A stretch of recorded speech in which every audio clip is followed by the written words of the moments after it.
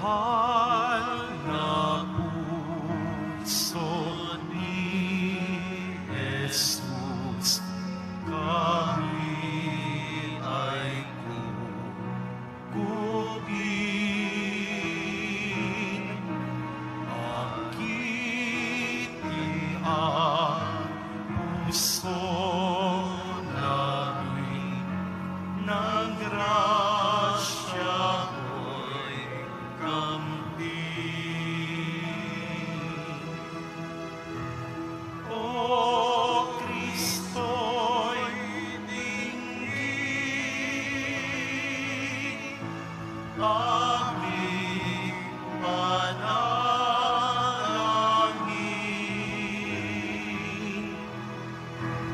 Lagi ang kinig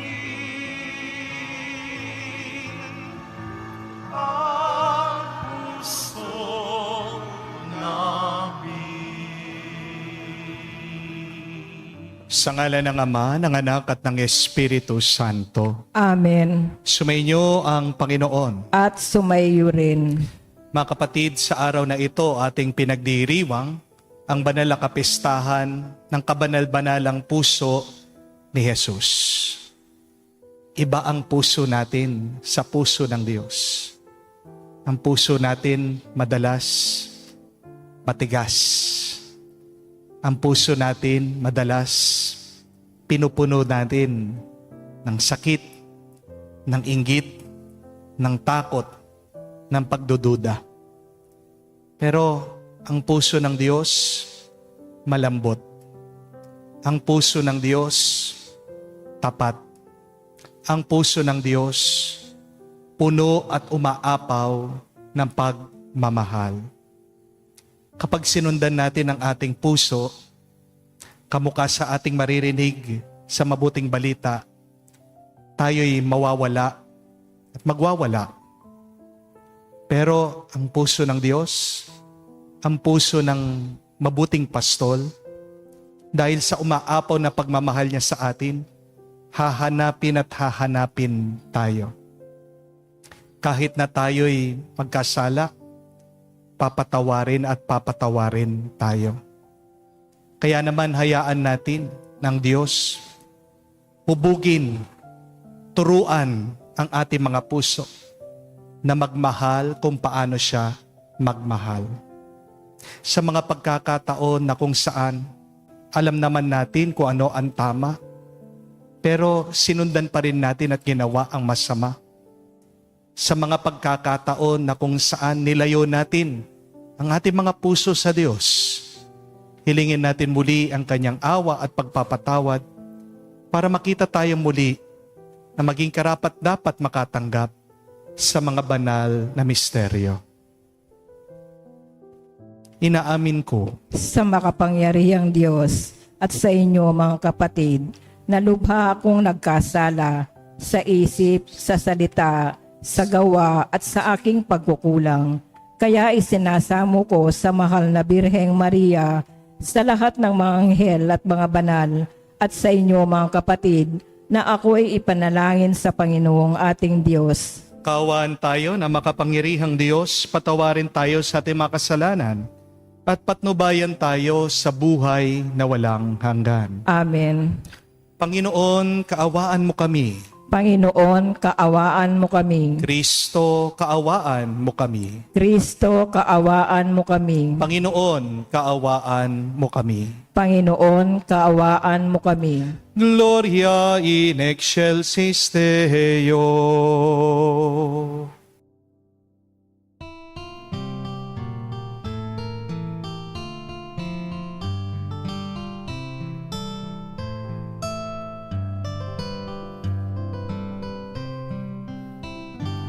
Luwalhati sa Diyos sa kaitaasan, kaloob sa lupa ay kapayapaan. Pinupuri ka at ipinandarama, sinasamba ka dahil sa dakila mong kalwalhatian. Panginoon naming Diyos, Hari ng langit, Amang makapangyarihan, Panginoong Jesucristo, bugtong na anak ng Diyos, Kordero ng Ama, ikaw na nag-aalis ng mga kasalanan ng sanlibutan. Tanggapin mo ang aming kahilingan, ikaw na naluluklok sa kanan ng Ama. Maawa ka sa amin, ikaw lamang ang banal, Panginoong Jesucristo, kasama ng Espiritu, sa luwalhati ng Ama. Amen, amen, amen, amen.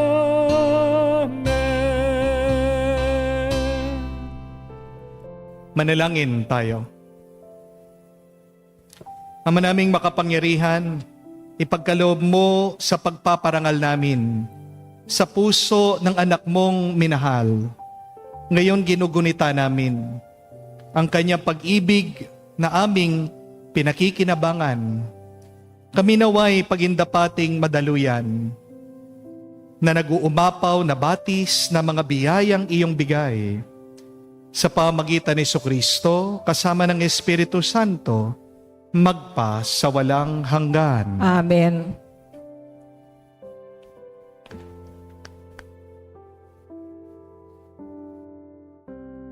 Pagbasa mula sa aklat ni Propeta Ezekiel. Ito ang sinabi ng Panginoon: Ako mismo ang maghahanap at mag-aalaga sa aking mga tupa.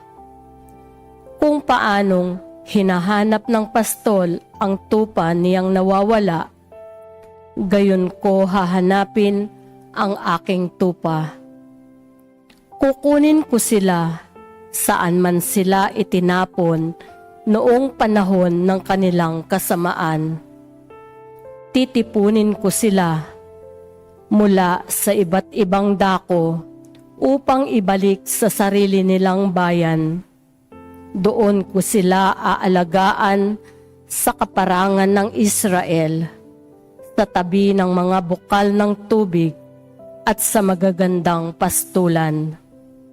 Aalagaan ko sila sa sariwang pastulan sa tahimik na kaburulan ng Israel. Ako mismo ang magpapastol sa kanila at hahanap ng kanilang pahingahan. Hahanapin ko ang nawawala, ibabalik ang nalalayo, hihilutin ang napilay, palalakasin ang mahihina, at babantayan ang malulusog at malalakas. Ibibigay ko sa kanila ang kanilang pagkain. Ang salita ng Diyos. Salamat sa Diyos. Pastol ko'y Panginoong Diyos, hindi ako magdarahop. Pastol ko'y Panginoong Diyos, hindi ako magdarahop. Panginooy aking pastol, hindi ako magkukulang. Ako'y pinahihimlay sa mainam na pastulan at inaakay niya ako sa tahimik na batisan. Binibigyan niya akong bagong kalakasan. Pastol ko'y Panginoong Diyos, hindi ako magdarahop.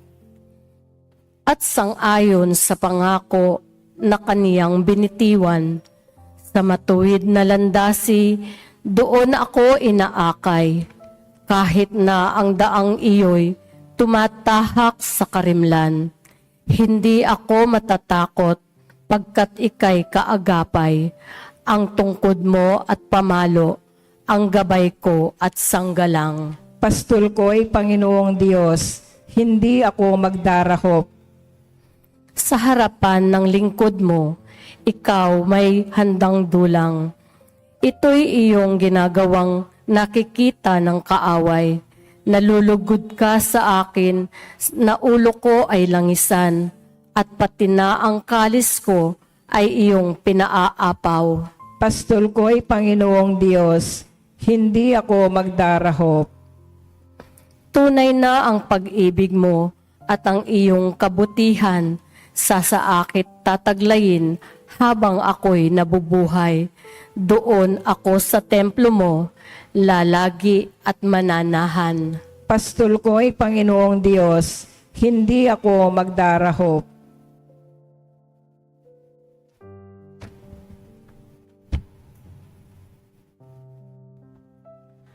Pagbasa mula sa sulat ni Apostol San Pablo sa mga taga-Roma.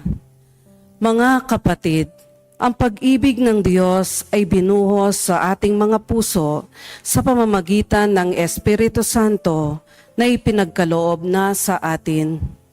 Sapagkat noong tayo'y may hina pa, namatay si Kristo sa takdang panahon para sa mga makasalanan. Mahirap mangyaring ialay ni numan ang kanyang buhay alang-alang sa isang taong matuwid, bagamat maaaring may mangahas na gumawa nito alang-alang sa isang mabuting tao.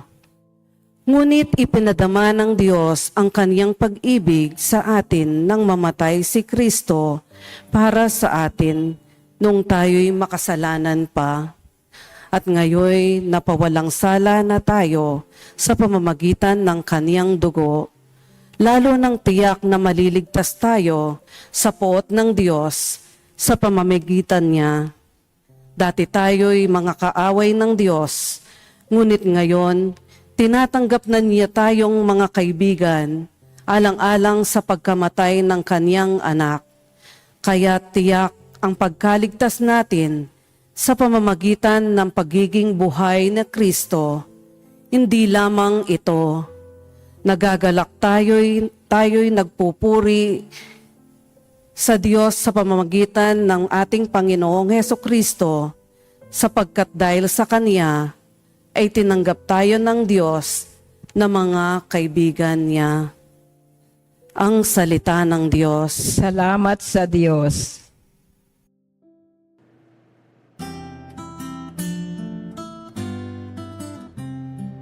Alleluia, alleluia, alleluia, alleluia, alleluia, alleluia, alleluia,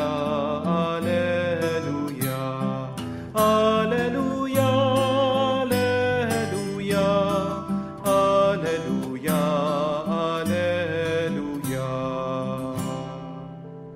Ako'y pastol na butihin, kilala kong tupang akin.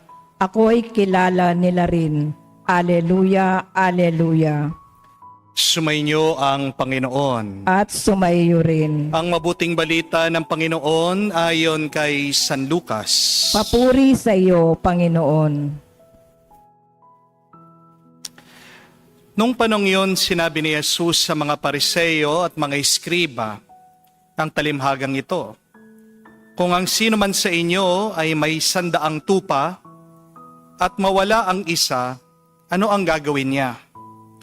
Iiwan niya ang 99 sa ilang at hahanapin ang nawawala hanggang sa matagpuan. Hindi ba? Kapag nasumpungan na niya ay masaya niyang papasanin ito. Pagdating ng bahay, aanyayahan niya ang kanyang mga kaibigan at mga kapitbahay. Sasabihin niya, makipagsaya kayo sa akin, sapagkat nasumpungan ko sa wakas ang tupa kong nawawala. Sinasabi ko sa inyo, magkakaroon ng higit na kagalakan sa langit dahil sa isang makasalanang nagsisisit, tumalikod sa kanyang kasalanan, kaysa sa 99 na matuwid na hindi nangangailangan na magsisi. Mga kapatid, ang mabuting balita ng ating Panginoon. Pinupuri ka namin, Panginoong Heso Kristo. Magandang araw po muli sa inyong lahat. Magandang araw po, Father. Kung meron pong isang bagay na kailangan nating maunawaan tungkol sa ating puso, na ang puso natin ay isa sa mga pinakamalakas, pinakamakapangyarihang parte ng ating katawan. One of the most powerful organs of our body is our heart.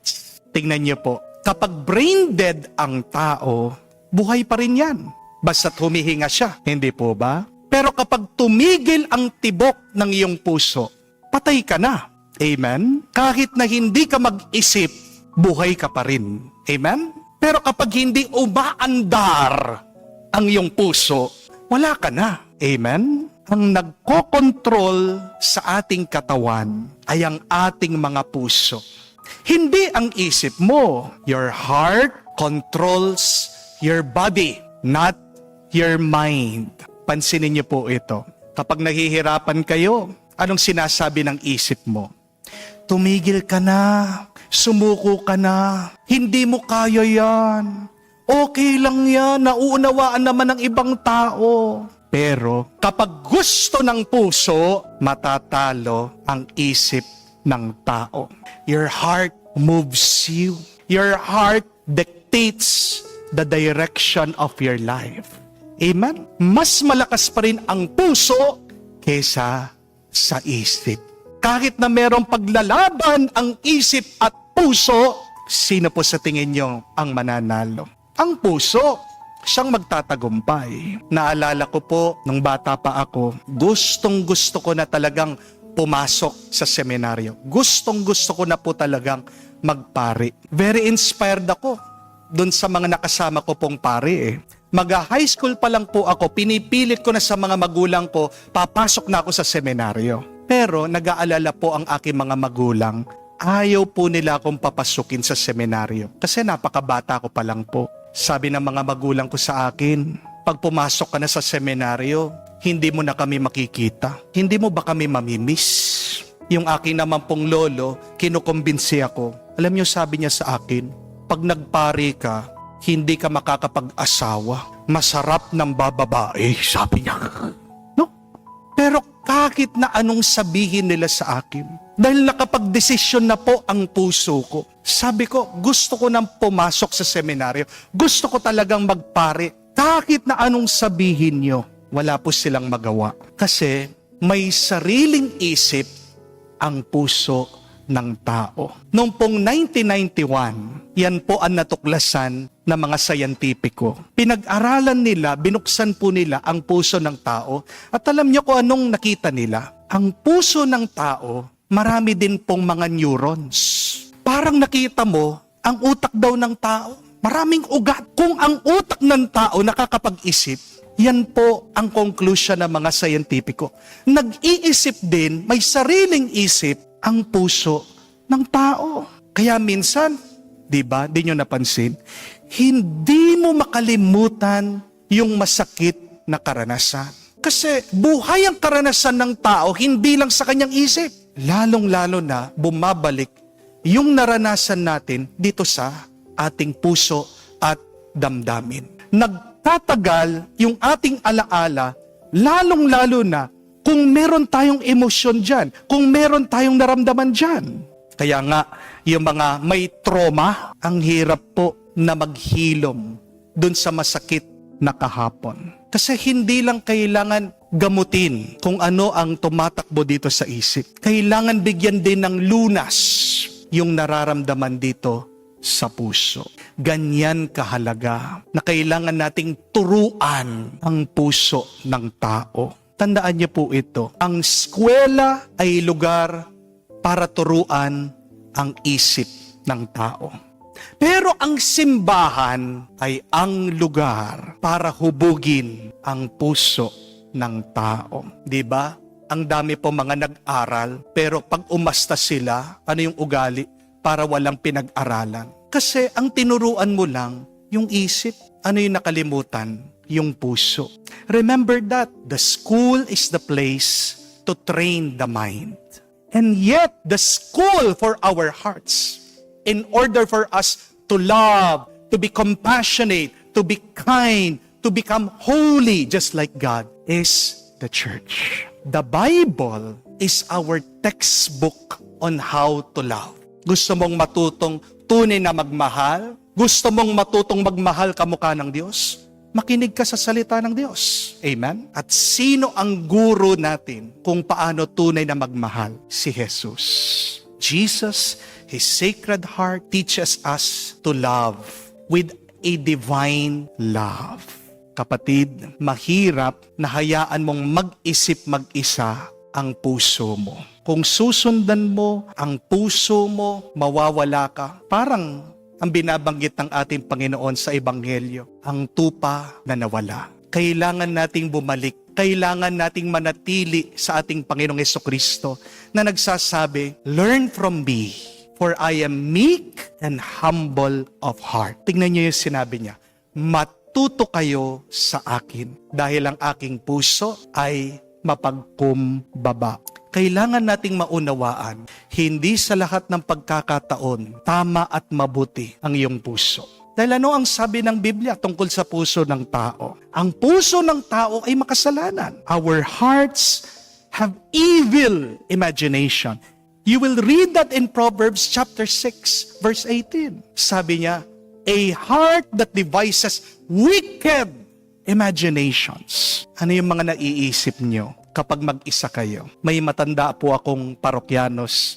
Palagi niya akong kinakausap, sinasabi niya, "Father, ang dami kong masasamang iniisip.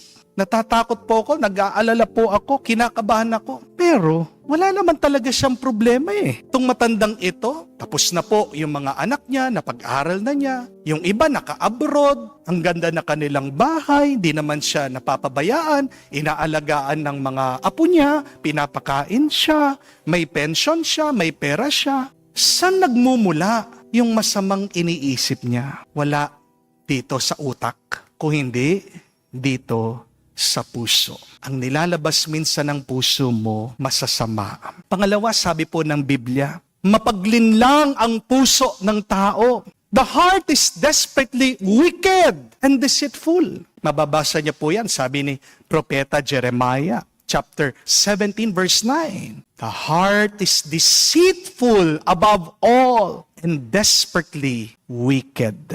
Kaya mag-ingat po kayo kapag sinasabi niyong, follow your heart. Bago mo sundan ang puso mo, kapatid, sundan mo muna ang Diyos. Wala naman po sinabi si Jesus sa atin na sundan natin ang ating puso. Di po ba? Ano po ang utos palagi ni Jesus? Sumunod kayo sa akin. Bago mo sundan, ano ang sinasabi ng puso mo? Ang tanong, ang puso mo ba nakasunod sa Diyos? Dahil kapag sinundan mo ang iyong puso na hindi nakasunod sa Diyos, makikita mo, mararanasan mo, mapapagod ka lang, magsasawa ka, at mapapasama ka. Amen? Ang pinakamabisang paraan para po magbago, maturuan ang ating puso ay ano? Hindi lang yung makinig tayo palagi sa Diyos, pero kailangan balutin natin ang ating puso sa panalangin. Dahil tandaan niyo po, ang panalangin ay pakikipagpalitan ng puso sa Diyos.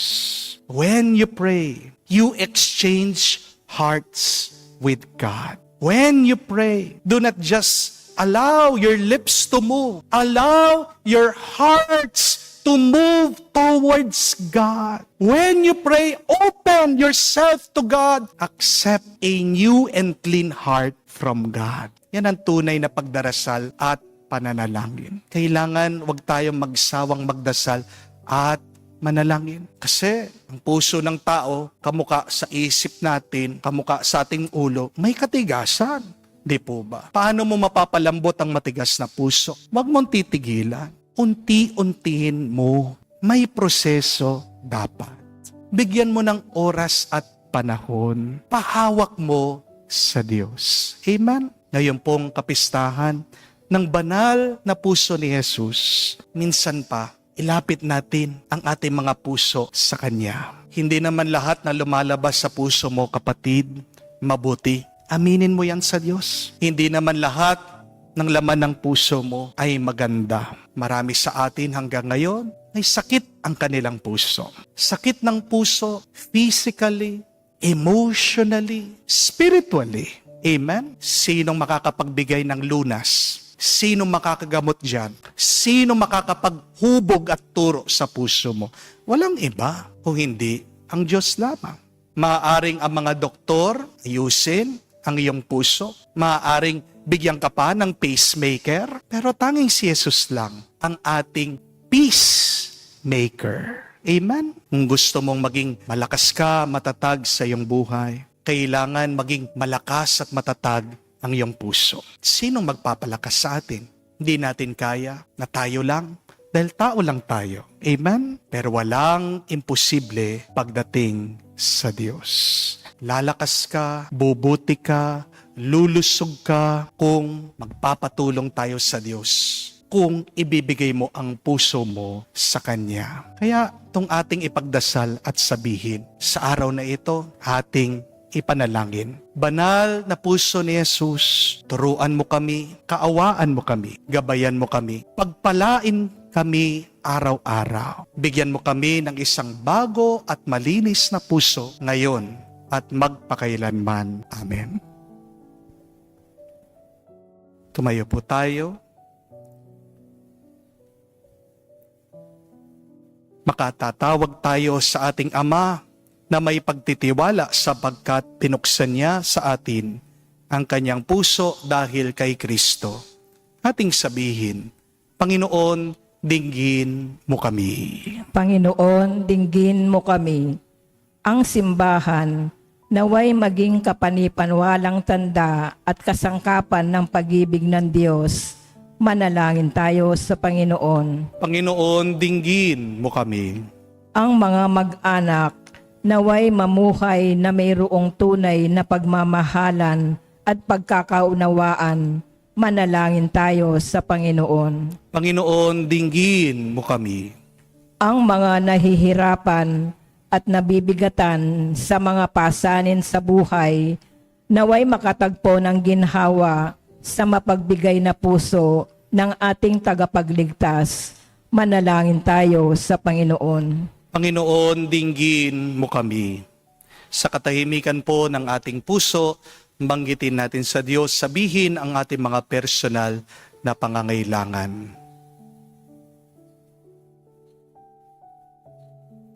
Ama naming mahabagin, tanggapin mo ang mga panalangin ito na inaalay namin kaisa ng tinusok na sibat na puso ng iyong mahal na anak na nabubuhay at naghahari magpa sa walang hanggan. Amen.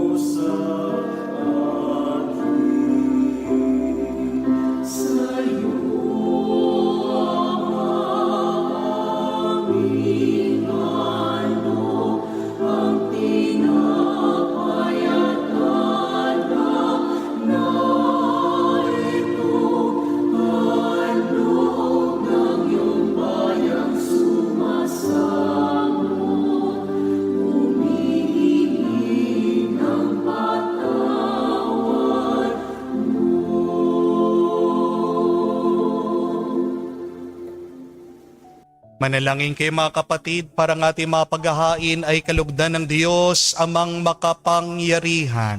Tanggapin nawa ng Panginoon itong paghahain sa iyong mga kamay sa kapurihan niya at karangalan sa ating kapakinabangan at sa buong sambayanan niyang banal. Ama naming lumikha, Tunghayan mo ang di malirip na pag-ibig ng anak mong pinakamamahal upang sa pagpapatawad ng aming mga kasalanan ay inihahain namin na maging kalugod-lugod na mga alay sa pamagitan ni Jesucristo kasama ng Espiritu Santo magpa sa walang hanggan. Amen. Sumayin niyo ang Panginoon. At sumaiyo rin. Itaas sa Diyos sa inyong mga puso at diwa. Itinaas na namin sa Panginoon. Pasalamatan natin ang Panginoong ating Diyos. Marapat na siya ay pasalamatan. Ama naming makapangyarihan, tunay ngang marapat ikaw ang aming pasalamatan sa pamagitan ni Jesucristo na aming Panginoon. Dakilang pag-ibig niya ang nagbunsod na maghain ng sarili nang kami matubos. Kaya itinampok, siya'y nakabayubay sa krus. Mula sa kanyang tagiliran, sinibat, dugot, tubig, ay masaganang dumanak. Kaya't sambayanan mo dito na banaag. Ito'y ang sangkatauhan na aakit sa puso ng iyong anak na sumagip sa mga dumudulog sa batis ng kanyang pag-ibig. Kaya kaisa na manghel, nagsisiawit ng papuri sa iyo na walang humpay sa kalangitan, kami nagbubunyi sa iyong kadakilaan.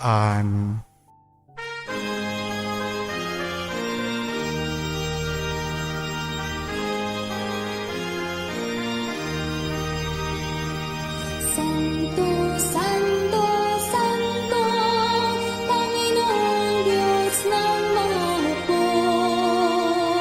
Napupuno ang langit at lupa ng kadakilaan mo. Hosana sa kaitasan, pinagpalang na paririto sa ngalan ng Panginoon. Hosana sa kaitasan, Hosana sa kaitasan. Naming banal, ikaw ang bukal ng tanang kabanalan. Kaya't sa pamagitan ng iyong Espiritu, gawin mong banal ang mga kaloob na ito upang para sa amin maging katawan at dugo ng aming Panginoong Heso Kristo. Bago niya pinagtiis ang kusang loob na maging handog, hinawakan niyang tinapay, pinasalamatan kanya. Pinaghati-hati niya iyon, inabot sa kanya malagad at sinabi, tanggapin ninyong lahat ito at kanin.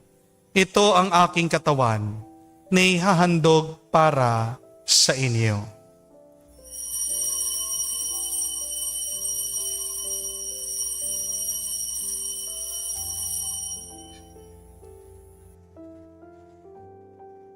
Gayon din naman na matapos ang hapunan, hinawakan niyang kalis.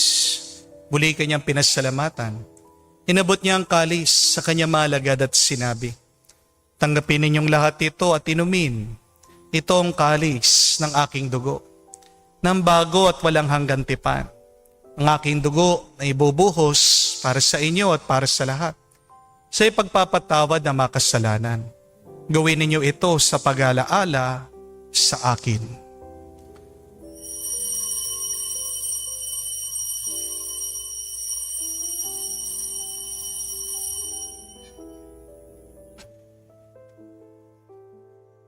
Ang misteryo ng pananampalataya. Aming ipinahayag na namatay ang iyong anak, nabuhay bilang Mesiyas at magbabalik sa wakas para mahayag sa lahat. Ama, ginagawa namin ngayon ang pag-alaala sa pagkamatay muling pagkabuhay ng iyong anak. Kaya tinialay namin sa iyong tinapay nagbibigay buhay at ang kalis na nagkakaloob ng kaligtasan. Kami nagpapasalamat dahil kami yung minarapat na tumayo sa harap mo para maglingkod sa iyo. Sinasamo namin kami magsalo-salo sa katawan at dugo ni Kristo ay mabuklod sa pagkakaisa sa pamagitan ng Espiritu Santo. Amalingapin mong iyong simbahan, laganap sa buong daigdig. Puspusin mo kami sa pag-ibig. Kaisa ni Leon, ang aming Santo Papa, si Florentino, aming Arsobispo, at ng Tanang Kaparian. Alalahanin mo rin ang aming mga kapatid na nahimlay may pag-asang sila'y muling mabubuhay. Ngayon din naman lahat ng mga pumanaw, kawan mo't sila't patuloyin sa iyong kaliwanagan. Kawan mo't pagindapatin kaming lahat na makasalo sa iyong buhay na walang wakas. Kaisa na mahal na Birhen Maria, Ina ng Diyos, kaisa na mga apostol, kaisa ni San Jose ang kanyang maluwalhating esposo, kaisa na mga apostol lahat ng mga banal na namuhay dito sa daigdig na kalugod-lugod sa iyo. May pagdiwang nawa namin ang pagpupuri sa ikararangal mo sa pamagitan ng iyong anak kaming Panginoong Heso Kristo. Sa pamamagitan ni Kristo, kasama niya at sa Kanya, ang lahat ng parangal at papuri ay sa iyo, Diyos Ama, makapangyarihan, kasama ng Espiritu Santo, magpasawalang hanggan. Amen, amen, amen. Sa nakakagaling na utos at turo ni Jesus sa Panginoon natin at Diyos, ipahayag natin ng lakas loob.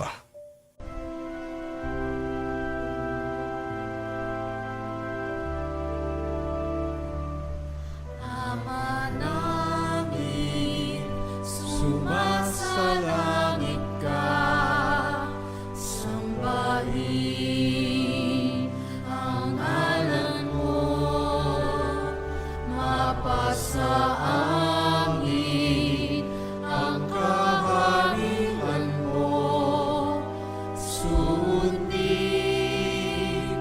ang loob mo dito sa lupa para nang sa langit. Bigyan mo kami ngayon ng aming kakanin sa araw-araw.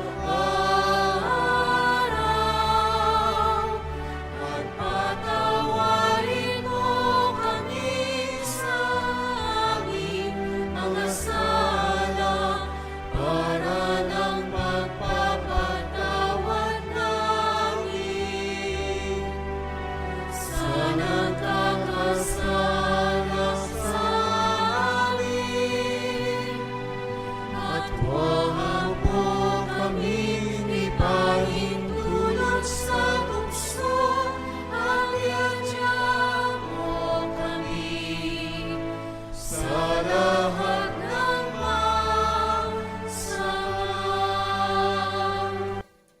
Hinihiling namin kami, Adyas, sa lahat ng masama, pagkalooban ng kapayapaan araw-araw, iligtas sa kasalanan, ilayo sa lahat ng kapahamakan, samantalang aming pinanabikan ang dakilang araw na pagpapahayag ng tagapagligtas naming si Heso Kristo. Sapagkat iyo ang kaharian at ang kapangyarihan at ang kapurihan magpakailanman. Amen.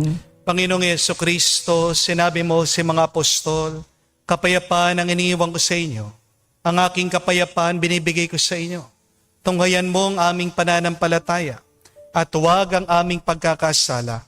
Pagkalooban mo kami ng kapayapaan at pagkakaisa, ayon sa iyong kalooban, kasama ng Espiritu Santo, magpa sa walang hanggan. Amen.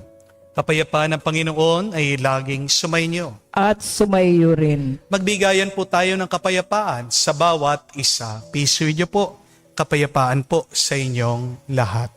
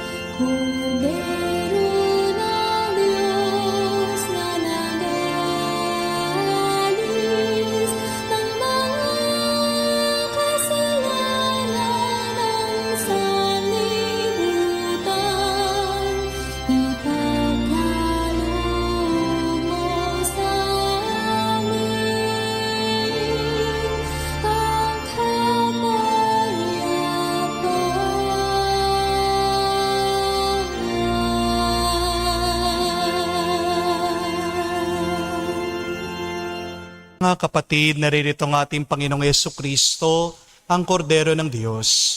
Siya nag-aalis sa mga kasalanan ng sanlibutan. Mapalad tayong lumalapit sa piging ng Kordero. Panginoon, hindi ako karapat-dapat na magpatuloy sa iyo, ngunit sa isang salita mo lamang ay gagaling na ako.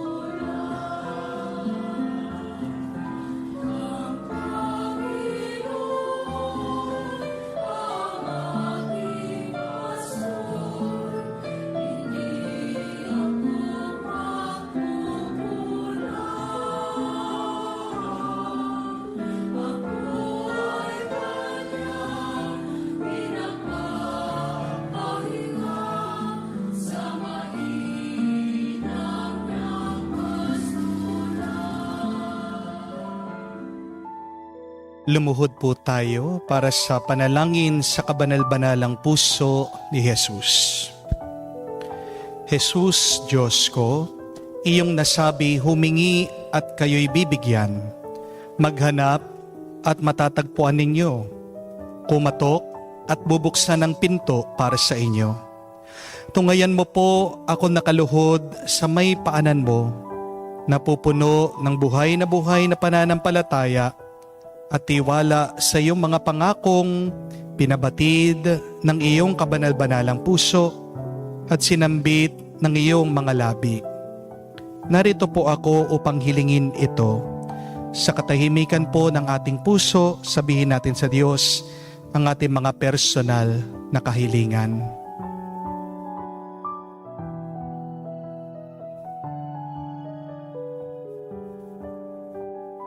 Kanino pa ako tutungo kung hindi sa iyo? Ng puso ay pinagmumulan ng lahat ng grasya at kabutihan. San pa po ako maghahanap kung hindi sa baul na naglalaman ng kayamanan ng iyong habag? San pa po ako kakatok kung hindi sa pinto kung saan binibigay ng Diyos ang sarili niya sa amin at kung saan kami makakapunta sa Diyos? Sa iyo po ako dumudulog, puso ni Jesus. Sa iyo po ako nakakatagpo ng aliw at kapag nahihirapan, pagtatanggol kapag inuusig, lakas kapag nabibigatan sa pagsubok, at liwanag sa dilim at pagdududa. Minamahal kong Jesus, maigting po akong naniniwala na kaya mong ipagkaloob ang biyaya aking hinihiling, kailanganin man ito ng isang himala. Naisin mo lamang ito at matutupad ng aking panalangin. Naamin kong ako'y hindi karapat-dapat sa iyong mga biyaya, ngunit hindi ito dahilan para panghinaan ako ng loob. Ikaw ang Diyos ng habag at hindi mo tatanggihan ang isang pusong nagsisisi. Tignan mo na wapo ako na may habag at mababatid ng iyong puso ang aking mga kasiraan at kahinaan, ang dahilan upang pagkalooban ang aking mga panalangin. O banal na puso, anuman ang iyong pasya sa aking hiling, hindi po ako titigil na sambahin, ibigin, purihin at pagsilbihan ka. Jesus ko, Kalugod mo nawan tanggapin, pagsasagawa ko ng ganap na pagsang-ayon sa mga atas ng iyong ibig-ibig na puso. Ang aking tunay na hinahangad na matupad kasama ng iyong sanlilikha magpakailanman. Kabanal-banalang puso ni Jesus, alam ko may iisang bagay na hindi mo kayang gawin, mawala ng habag sa mga naghihirap o nababalisa. Tignan mo po ako, nagmamakaawa po ako. Minamahal kong Jesus, ipagkaloob mo ang grasyang aking inihiling sa iyo sa pamagitan ng kalinisin-isang puso ng iyong madalamhating ina. Pinagkatiwala mo ako sa kanya bilang kanyang anak at ang kanyang mga panalangin ay makapangyarihan sa iyo.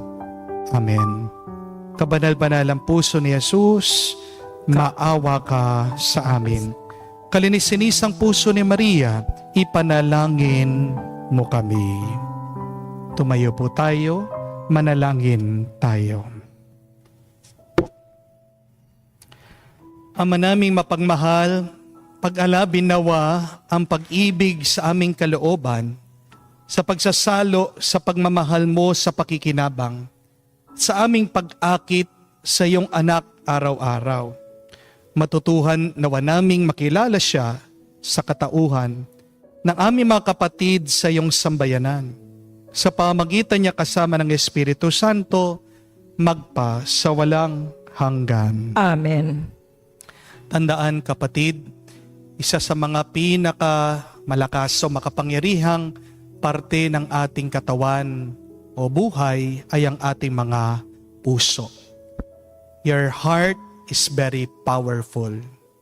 Your heart will give you the direction of your life. Kaya nga pag wala ang Diyos sa iyong puso, pag hindi mo pinapahawak ang iyong puso sa Diyos, ikaw ay mawawala, ikaw ay magwawala. Kung paano gusto nating tumalino ang ating mga kaisipan, kailangan din po nating maging mas maayos ang ating mga kalooban. Kailangan natin itong pahubog, ipaturo ang ating mga puso sa Diyos. Paano? Una, sa salita ng Diyos. Pero pangalawa, kailangan din palagi tayong magdasal. Dahil ang pananalangin ay ang pakikipagpalitan ng puso sa may kapal. Kumusta na ang puso mo? Ano ang sakit nito? Kumusta na ang puso nyo? Ano ang laman ng inyong mga damdamin? Kumusta na ang puso nyo? Pinapahawak nyo ba sa Diyos? Pinapaturo nyo ba sa Diyos? Ang Diyos ba ang inyong gabay? Ang Panginoon ba ang inyong mabuting pastol? Kapatid, tama ang puso mo, malusog ang puso mo, masaya ang puso mo kung ang puso mo ay magiging kamuka ng banal na puso ni Jesus. Kaya nga, makikita nyo ang imahe ng larawan ng banal na puso, tinuturo niya ang kanyang puso. Nakalabas, binibigay niya ang puso niya sa atin, tanggapin natin ito. Sumainyo ang Panginoon. At sumayo rin. At kayo basbasa ng Diyos, makapangyarihan sa lahat, sa ngalan ng Ama, ng Anak, ng Espiritu Santo. Amen. Ang ating misa ay natapos na. Umayo kayo sa kapayapaan ni Kristo. Salamat sa Diyos.